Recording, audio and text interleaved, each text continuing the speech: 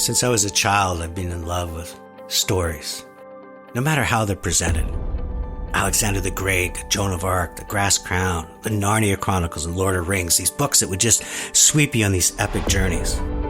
Big Broadway musicals and dramas, and then the filmmakers. Those films that you walk out after 2 hours and you feel like you've lived a lifetime. Made you cry and laugh and just want to stand up and applaud.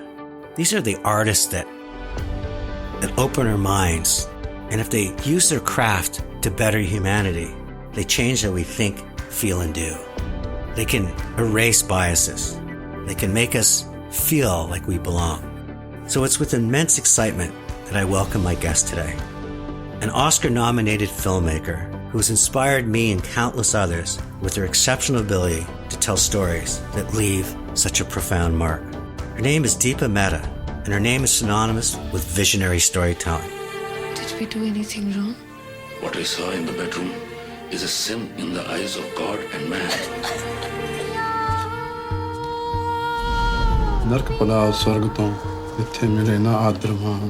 You have to find a way not to let these boring people rob you of your precociousness.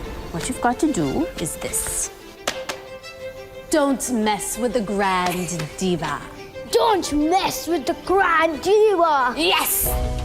Her filmmaking journey has taken her to Hollywood, working with people like George Lucas.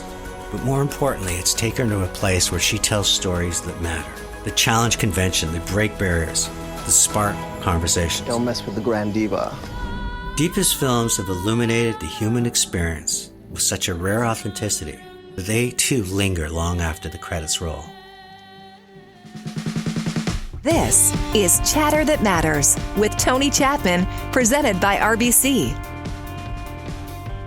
Deepa Mehta, welcome to Chatter That Matters. Hi, Tony. It's a real honor to be talking with you, and now I'm feeling so self-conscious that I'm going to really blow it. So if I do, interrupt me and say, Deepa, don't make a fool of yourself. Okay, I will, Deepa. So there's an American filmmaker, Barbara Kopel, known for her impactful documentaries. Dressed very similar to your social and political issues, was asked, why did she get into film? And she said her interest in storytelling began with her childhood love for theater. She would write and perform plays for her family. She'd develop a passion for narrative and performance. And I want to know where yours developed. How and when did you decide that your life was going to be opening other people's eyes to a world that you see? I fell in love with film when I was about 6 years old. And that's because of my father. He was a film distributor in India and owned a couple of movie halls. And after school, or after kindergarten, I remember really when I was about 5 years old or something, we'd go and pick him up, and then we'd end up by watching movies while we waited for him. And I was sort of intrigued by the first Hindi film that I saw, it wasn't called Bollywood then, called Nagin, where, Tony, it was fascinating because I found myself crying, and I asked my dad, I said, I can't smell anything, I can't touch anything, but why am I feeling the way I am? I'll never forget what my dad did was he actually took me down the aisle, I touched the screen cloth, then we went up to the projectionist room, and he showed me what a 35 millimeter print looked like. So it was a bit like Cinema Paradiso, falling in love with cinema. And the magic that something you couldn't touch, you couldn't smell, which wasn't visceral, had the ability to move one emotionally, was something that I thought was magical. And how did that move you emotionally? I mean, you're a young kid. Was it just, that was just a neat experience, I'm going to go back and just live my life? Or did you find yourself a little different, that when you looked around, you imagined maybe that sometimes those stories could be films, or life around you was happening in scenes? No, I wish it was something as nice and dramatic as that. But I was a kid, so you'd move the movie, leave the movie hall and just carry on with life. But it happened with great frequency. And I guess what I did was I fell in love with this ability of whatever, quote unquote, it was that had the ability to move me emotionally. And I didn't really understand what it was. But it was this magical thing. It's like being exposed to music and saying, oh my God, this is lovely to hear, or a concert, or a piano player, or Yo-Yo Ma. But that doesn't make you want to become a violinist. I didn't feel I wanted to become a filmmaker. In fact, as I grew older, that was something that I really had no interest in at all. And maybe it had something to do with the fact that children really very rarely go into or embrace what their parents do. So if my father was a doctor, I think I would have said, I don't want to be a doctor. And so it didn't even strike me, till much later. I know that your dad not only got you to touch screens, he told you stories that he felt would matter, the stories that were rich in value. And one series of stories that you talked about in an interview was when Pakistan and India were partitioned. What did you learn about that time when people were either getting killed or on a move just to be with people that also celebrated their religion? It was a twofold thing that happened, Tony, because the partition of India came after, Gandhi fought and Indians fought for independence from the colonial powers. That bit of information and what went down, I heard from my mother, because her side of the family was from Delhi. From her, I learned about something that I'd love to share with you because it's so beautiful, because my uncle had a huge bonfire going where they were starting to dump everything that was quote unquote English into the fire. This was a sign of protest that we could be independent and we did not need the British. And my mother, threw her saris into the bonfire, but she clung on to a book and she told my uncle, please don't burn my Dickens. Great Expectations. She hung on to that. And I think that vision of my mother saying, this is different. Art is different. Writing is different. So I got that from her. And from my father, who was in Lahore, which became Pakistan, I heard stories about how difficult it was for Hindus to leave Lahore to come to Amritsar or to India, and how he had to leave so many of his dear friends behind, and how difficult the partition was. What I got from both of the stories in different ways was, and which I think I'm still struggling with now, how important perhaps it was for me and for them, the duality of nature, how important it is to belong. And what does that mean? Fitting in? Or does it mean you belong to a place or a state, or you're accepted by somebody? It's so funny that you say that, because, you're two cultures, Indian and Canadian. Most of your work profiles people that struggle to belong. Absolutely, because that's my obsession. I want to find out, how does one belong? Can one belong? And what the difference between fitting in and belonging? What is that? I think that I don't want to just fit in. I want to belong. But in order to belong, does it mean I have to sacrifice some things that are inherent in my nature to be accepted? And I think at my late age, I've sort of realized that, and I actually have felt that for some time, that I'm not going to sacrifice flaws, whatever, or my accent, or the way I talk, or whatever I'm obsessed about in order to belong. Talk to me about, because you also, it's interesting, studied philosophy, and this is very philosophical. Yes. So I'm starting to now understand you, because I was so fascinated by, and we're going to get to some of these incredible films that you've part, but this roaring of different cultures and philosophy that seemed to come out and pour out of your lens. Yes. It's interesting that when I was in school, we have to make I was in a boarding school in northern India. When you're in sort of grade 9, you have to make a choice between, do you want to study sciences or the arts? And I really wanted to study the arts. I was fascinated by history, English, geography. My father insisted, as did my mother, that they felt they were being very progressive, that the world belonged to women and science. So that is something I should focus on. So much to my dismay, my headmistress, Miss Linnell, told me that, she's sorry, but I had to learn the sciences. So I did, and I did really badly in school because I was so bored. And so when I came to university, then I said, now I'm going to do what I want to do. But your mother's holding on to Dickens and holding on to literature, defending that, saying this is what moves my heart. It's. I told her once. And I said, Mom, how could you? She said, I'm so sorry. That's what she said. She said, I'm so sorry. That's what's great about my mom, she just gets it. And not only did she hold on to her Dickens, she graduated in Hindi classical music. You're listening to Chatter That Matters with Tony Chapman, presented by RBC. It's all about emotion. I'm no longer apologetic about anything that might be emotional. My guest today is Deepa Mehta, Oscar-nominated filmmaker. Her work transcends borders, cultures, and conventions.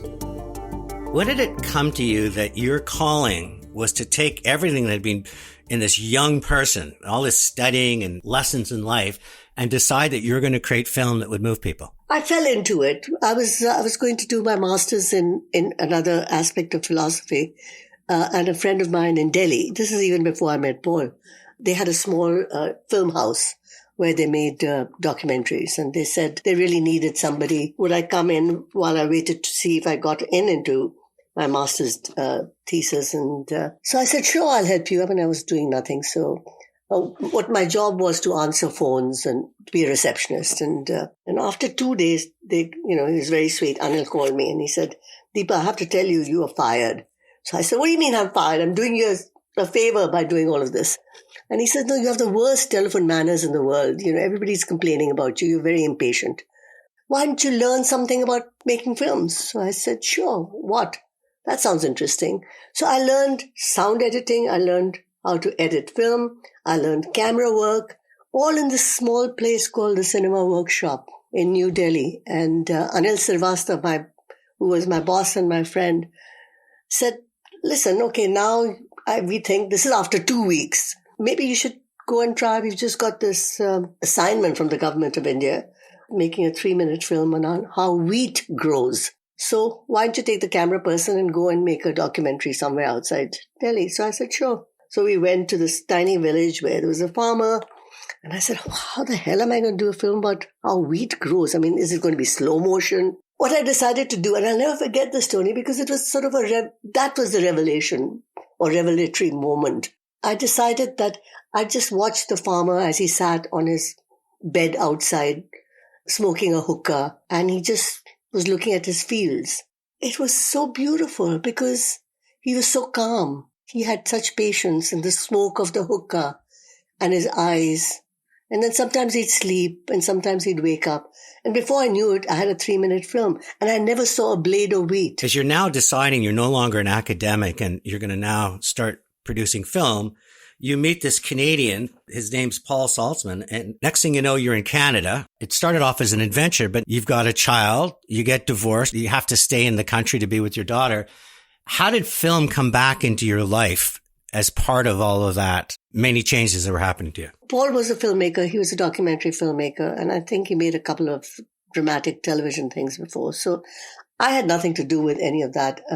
I think I did one episode or maybe 2 of a series called Danger Bay that he did. When I came here, I couldn't find a job. I remember ringing up the Canadian High Commission or the consulate in Toronto and said, please give me a job. I'm going nuts sitting at home. And I couldn't get anything. So I did this stuff for Paul. But then I decided that, again, I was really coming back to this really boring subject, Tony, again, about belonging. So I read a short story on which loosely the first film that I did, Sam and Me, was based. And Sam and Me is about a young immigrant from India who comes to Canada and ends up by being a caregiver for an older Jewish man and their relationship. A relationship between disparates and, again, where do you belong and what do you have to do to belong? So I did that feature film. We did it for very little money. It was selected for the Cannes Film Festival and then it, won the honorary award for the Camera d'Or. And so it started and then we got divorced. So I continued to do what I felt was intrigued me or what I was really curious about was the next film that I did was, that I wrote and did was Fire. In between, I did a few other things. I think I did something for the wonderful Christina Jennings. Then I decided that I really wanted to do my own stuff, so I wrote Fire.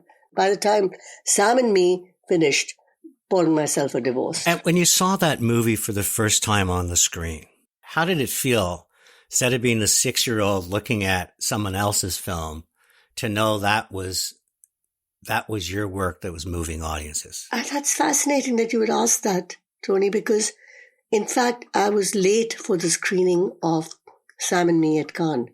I arrived at the last scene, so I had no clue how it had been received, what was going to happen.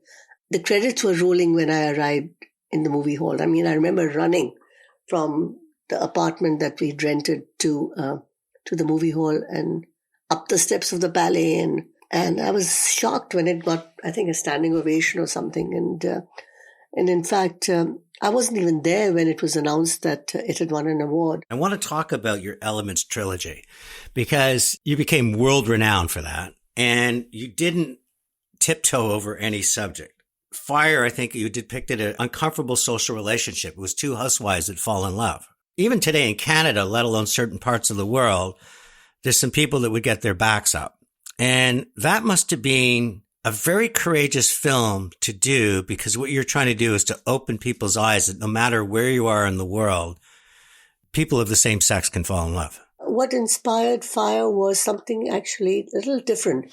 You know, I grew up in a joint family in Amritsar, in northern India, with my father's older brother, his wife, my parents, and our three cousins. And my aunt and my mother were so supportive of each other. Even if when the brothers were fighting, I remember my aunt and my mom would somehow be able to make peace. And they were really good friends, which was unusual in sister-in-laws. And when I grew up, I thought, you know, supposing mom's relationship with my aunt had become a sexual one, would people have accepted that? So it became about belonging. I mean, what do we have to do? How far can we go? What are the limits that society puts in us to actually to have self-determination? Do you think anybody ever has self-determination? I think it's really tough. Are you kidding? I mean, I don't know anybody who has self-determination. That's the tough one. I mean, when does selfishness become self-determination? It's such a fine line. And then in Earth, the stories from your mom and stories from your dad about the partition of India, you depict it, you talk about it. So what were you trying to get across with that film? It's a film that's based on a beautiful book by Bapsi Sidhwa, which is, again, division is seen through the eyes of a young child, that innocence. So this kid does not come with any baggage of who's who or who belongs to which religion and what's acceptable and what's not. And then you see that horror that we as human beings can inflict on each other using religion. The absolute abject devastation that colonialism has done to the world. And then I want to talk about water, the fact it was delayed. I'm not sure how much you felt your life was threatened, but certainly what I've read about the making of that film and how it was delayed, it certainly wasn't a film that some people wanted. Oh, absolutely not. I mean, you know, before you make a film in India, you have to get the script into the Ministry of Information and Broadcasting. And then they go through it with a fine-tooth comb and they let you know, is it a film in any way that's going to be harmful to the way India is depicted. In all of this, I have to mention my partner and producer, David Hamilton. I mean, because I think without him, it would have been impossible to do either Fire, Earth, or Water. He's a really smart producer. He doesn't produce for anybody else, but because I respect him so much, I actually listen to him. I don't listen to many people, so he's very helpful. And so when we did Water, we got the permission and we started shooting. And before we knew it, there were riots going on. We had no clue what had happened. There were people who were protesting, and then it turns out that they thought that nobody read the script, that the film was anti-Hindu. And our sets were burned. I had life threats. I had to have security. had to be flown out of Banaras, where we were shooting with the two lead actors. We had to be shut down. It was horrible. But you kept going. I tried. We tried to, you know, there were some provinces that said, come and shoot it here. I was so angry. I thought that if I made the film from the place, my emotional state of anger, it would become a very different film. The film wasn't supposed to be about anger. It was supposed to be about humanity, how important it is that we recognize all of us are vulnerable, and how important it is to actually embrace the other. I said, David, I can't do this. And he said, I agree with you. You shouldn't do it. So instead, I came back to Toronto and we did something that was really fun and great. It was called Bollywood Hollywood, and it was a full-length comedy, and it was such a cathartic thing to do. And then 5 years later, Bollywood Hollywood did really well. It was a big success. David said one day, he said, are you ready to do water? And I said, how did you know I am?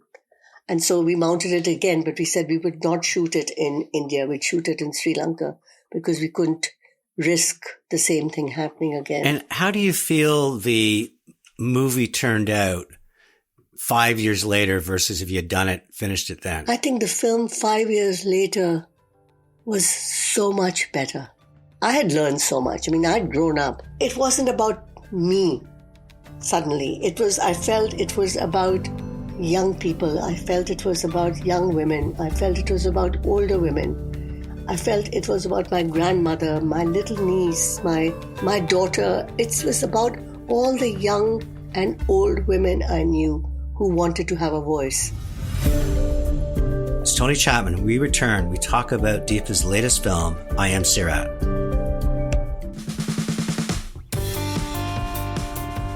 Hi, this is Tony Chapman, host of Chatter That Matters.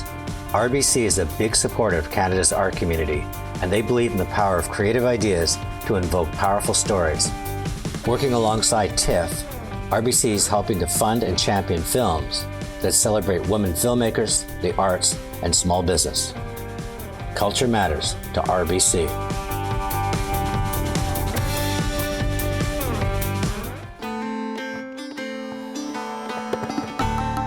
You're listening to Chatter That Matters with Tony Chapman, presented by RBC. I think if you're lucky, we can start a dialogue. I don't think there's an immediate change, but cinema can certainly make you think. My guest today is Deepa Mehta. She's an internationally acclaimed film director, and she's premiering a doc at the Toronto International Film Festival called I Am Sirat. When you look back at your other bodies of work, do you ever wonder how now that you've grown and changed, how you do them differently? Or do you just say, that art is done and I'm moving on to the next? I haven't done anything that I don't feel passionately about. I just don't. There was a chance that many opportunities, not many, well, quite a number, after Water and the Academy, nomination and being in LA and stuff like that, and I'd met Martin Scorsese and Mr. King wanted me to do, I don't know what the name of the film was, but it was Queen Victoria or Young Victoria or something. How do you say no to Hollywood, a big name, a big checkbook, and continue to say what really motivates me is to make my own films? I don't know. It was very tempting. I'm not trying to be flip about it because there was Focus Features and they had a lovely, project that I actually wanted to do. But at the same time, I was doing a film that I really cared about, which was set in Toronto about an Indian family. And it's called Heaven on Earth, and it's about domestic abuse. And that was taking up my whole time. So it isn't that I just said no to LA or no to Focus or no to this one or no to that one. I was just so involved in what it was like for a young girl from a small town in India who comes to Canada, who's never met her husband, her husband works in Brampton as a limo driver. It's about domestic abuse and what does a woman do when she doesn't know anything about shelters, has no relative that she can go to. What happens? Do you ever feel that this is just being your calling? I don't know if it's my calling. It's just that there are moments in one's life, which at least they've been in my life, where you say that I have to do this. And I remember when I was doing Fire, I remember saying, if I don't do this, I've always been sort of very dramatic and stupid. I'd say things like, if I don't do this, I'm going to die. That's what I feel. If I don't tell the story, not because it's so important or only I can tell the story, but if I don't get an opportunity to tell the story, I would feel terrible. You mentioned Oscar nominated. You certainly have been recognized in so many different ways. Does any award stand out for you, or is this glass that you put on a shelf and occasionally dust? No, I'm touched by the awards and the nominations or awards or recognition, and I think it's all wonderful, but it's all very temporary. You can't stare at your awards and say, oh, that's great. Now I can put everything away but I don't think that they've helped me understand or even come to some conclusion about belonging. That's the quest. Your latest film, Am Sirat, is having its world premiere in the TIFF's doc program, competing in the London Film Festival. Once again, it talks about belonging, tells the story of Sirat's life and work as a transgender woman in New Delhi. Tell me about the film, because the trailer it was so powerful. What I've read about it, so moving. Once again, you're coming out and showing through the eyes of someone that sees herself as a woman, but part of society refused to accept that. I met Sirat. What was I doing? I was doing a pilot for a Netflix series in India, and she was one of the actors. And I liked her. I mean, there was something so lovely about her. And so we kept in touch for the last 4 or 5 years. Whenever I go to Delhi, she'd come over, or she'd email me or send me some Instagram, something that she was on. And there was something so sweet and warm and strong about her. And last time I was in Delhi, she came to see me and she says, ma'am, I think that you should make a film about me. Sirat, don't be nuts. I can't make a film about you. But what I can do is, because it's fascinating, the life that you lead and you have chosen to lead and you live, I think should be shared with many people. But what I can do is that I can maybe facilitate you making a film about yourself. She said, I don't know how to shoot. I said, well, neither do I, but let's try. We'll have no camera person. We'll have no sound. We'll have no lighting. It'll just be you. You control your narrative, and I'll film you controlling your narrative. So I'm just the audience while you tell us your life story. And that's what it was. It was on smartphones, and Sirat told her life story. It was a wonderful journey for me. Again, it was like seeing wheat grow. I mean, something magical happened when it wasn't supposed to happen. To me, the moving part of the story is when she has to go home and take care of her mom.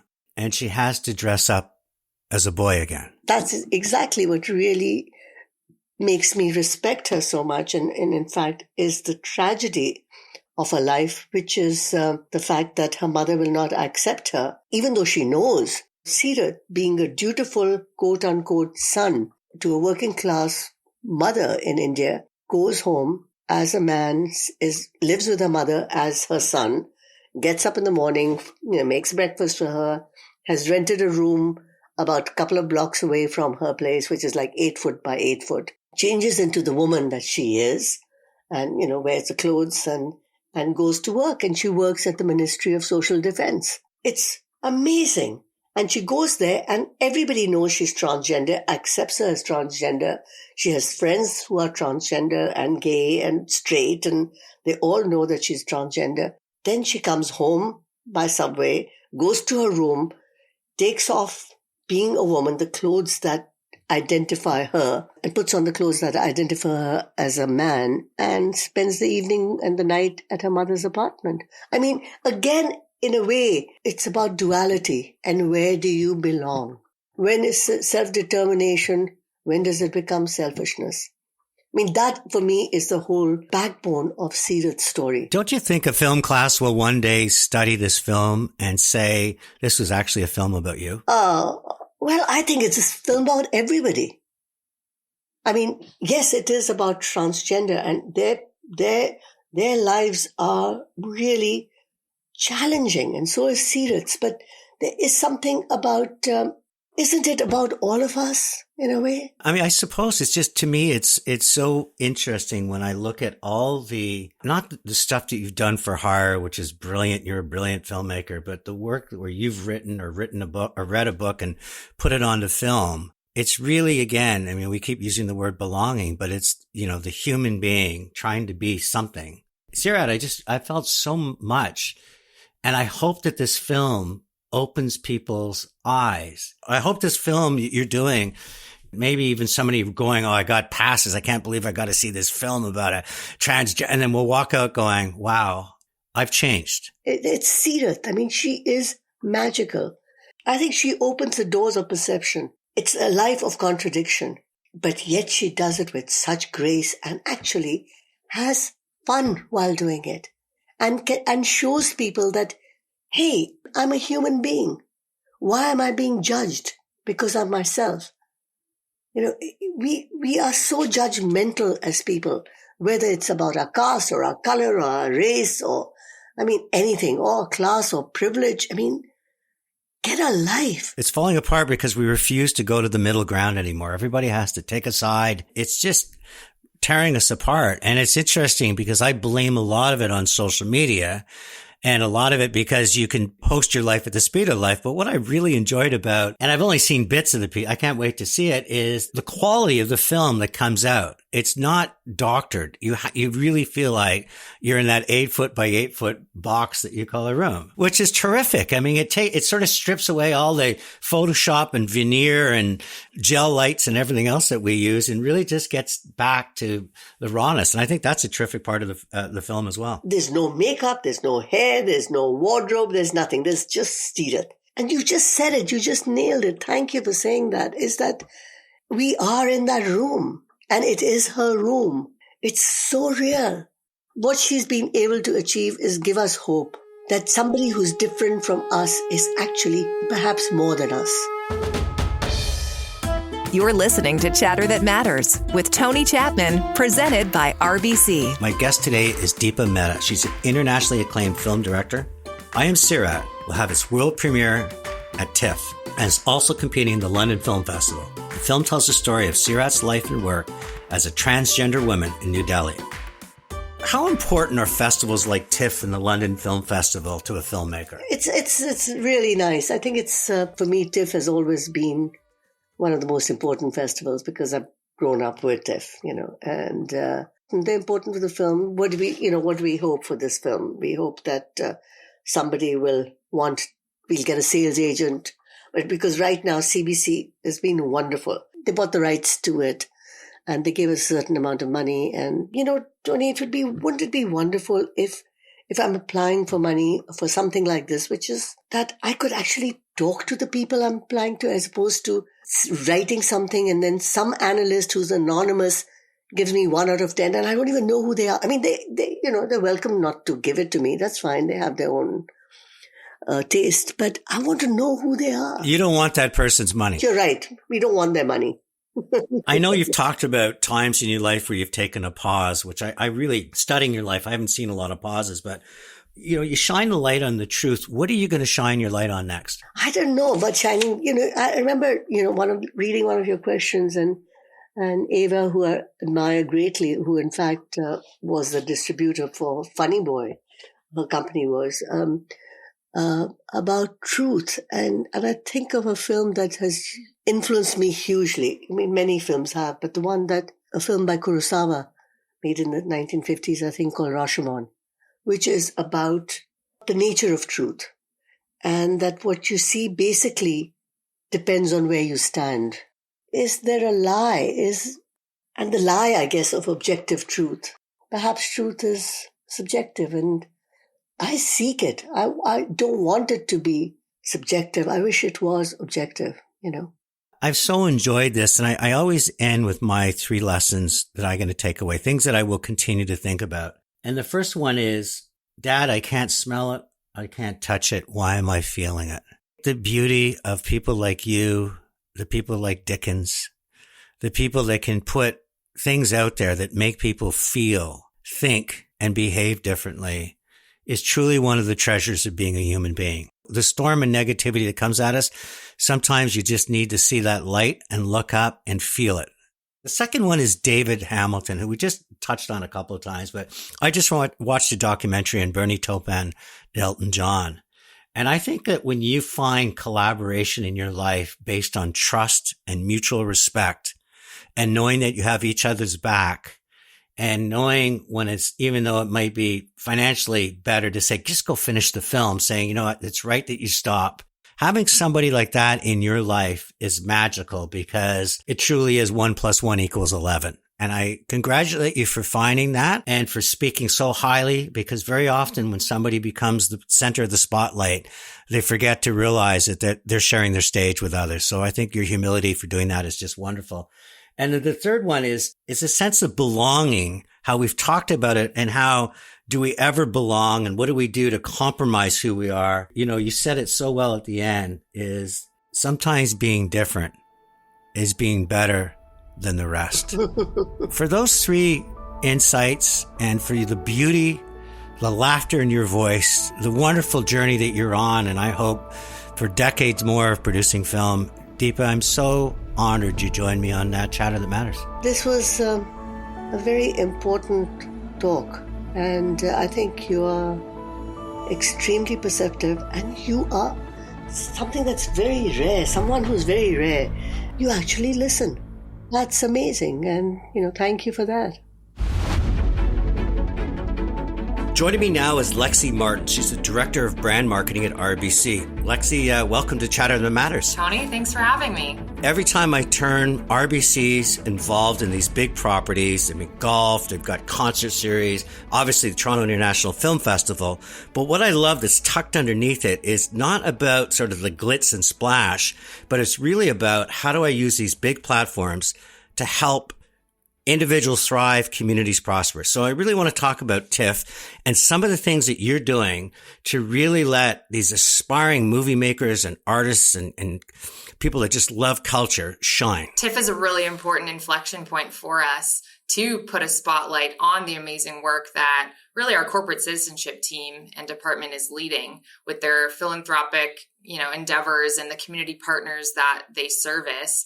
But it's important that, we believe in showcasing and profiling diverse voices in film and providing a pathway for emerging talent in Canada to make it to the big screen. Our film trailer that will, run before each and every TIFF film this year really profiles that commitment and the way that, the ideas happen here for the brand, how that translates into the film community, and the fact that one person's idea can really only be brought to life with a community of support and with partners like RBC and all of the amazing work that our community partners are doing at the local level. And how do you create that bridge? Because when people think of RBC, they're thinking of this, big and wonderful bank.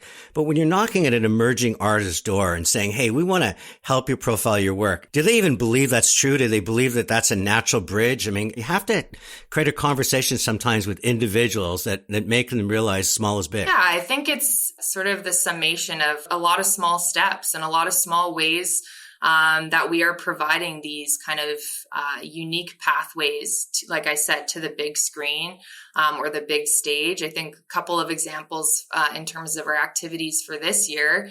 We're excited to bring DJ Diesel, aka Shaquille O'Neal, to RBC House, which is our hospitality hub during the festival. But opening for DJ Diesel will be an RBCX Music emerging artist named Primo. And so they're getting this amazing opportunity to actually open for this world-renowned personality in Shaquille O'Neal in an opportunity that they would have never otherwise been able to take advantage of. We're also supporting the Series Fest Pitchathon this year. That'll take place during the festival.